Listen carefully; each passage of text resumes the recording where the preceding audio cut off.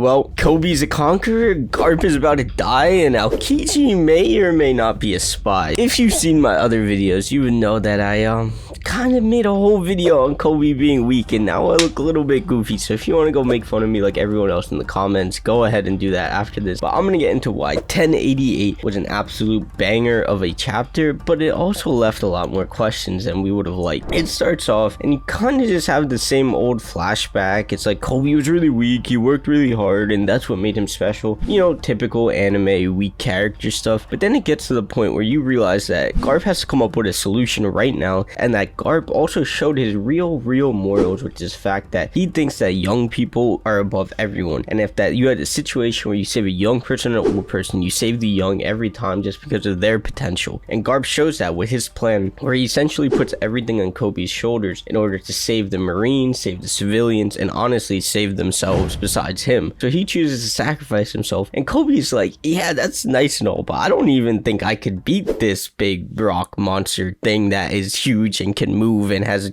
arms and is basically the island. So of course, when he says that, you know he's gonna save the island and figure out a way. So when he jumps up to attack, you realize that, oh wow, we got a flashback, and he said he couldn't do it, so you knew he was about to do something crazy. And of course, he whips out Conqueror's Haki. And honestly, there's some like debate of like what kind of Haki it is. Haki is so weird, man. It's such a weird thing. There was Black Lightning. Based off the Black Lightning, you make your decision on whether you think it was Conqueror's or something else. But I believe that's Conqueror's. Honestly, I think Koby was gonna have Conqueror's regardless, especially with so many characters getting Conquerors. Kid has Conquerors. I think anyone can have Conquerors. I think after that, I don't remember how they had Koby escape off the island from there, but he basically gets on the ship and they sail away. And you might be wondering, what happened to Garp? Well, Garp stood there and was fighting them all off, and you kind of see him throwing down a little bit, and he was like losing his edge a little bit because he was literally fighting like all of them. At the end, you see there's a panel and he has an ice sword stabbed in him, and every single one of the Blackbeard pirates on the island is surrounding him, about to jump him basically. I know there is two main things you're gonna think. Is Garp dead, or is he about to be a time capsule like Saul? And honestly, those are the main two ways of thinking about this, and all of that is based on whether you think Aokiji is really a bad guy or not. And honestly, I don't think Aokiji is evil. It just doesn't make sense to me for Aokiji to really side with Blackbeard based off everything we saw pre-time skip. Unless he's that butthurt about losing to Akainu, I do not see him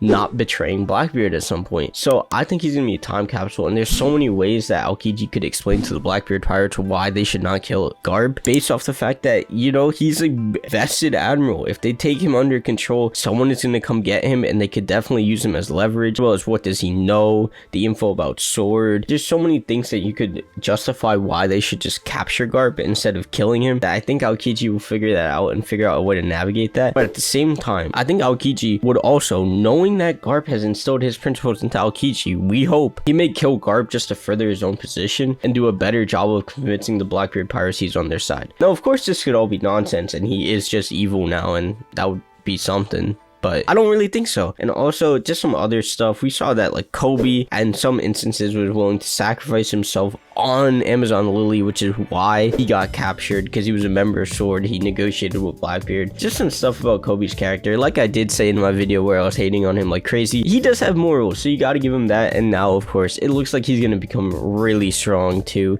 And a lot of people were coming at me. They're like, but look at how weak he was 3 years ago, and he's this strong now. It's like, bro, One Piece was like over 1,000 chapters. Do we really take time into account like that? I guess we do. But anyways, the end of the chapter is them saying that Luffy has complete control of Egghead and is using it as a stronghold. That to me tells me that the next time we go to Egghead is going to be the Marines going in to invade Egghead, and I think that's where we're going to pick up from there. I don't know how much stuff is going to happen in between, but that's what that tells me, because obviously, like, I don't think Luffy's going to stay in Egghead forever and use it as a stronghold. I think that's just how Oda decided to word that. So with that being said, like the video if you liked it, drop some criticisms down below, please, and don't forget, we're just getting started. We're gonna stay consistent, and I'll see you in the next video.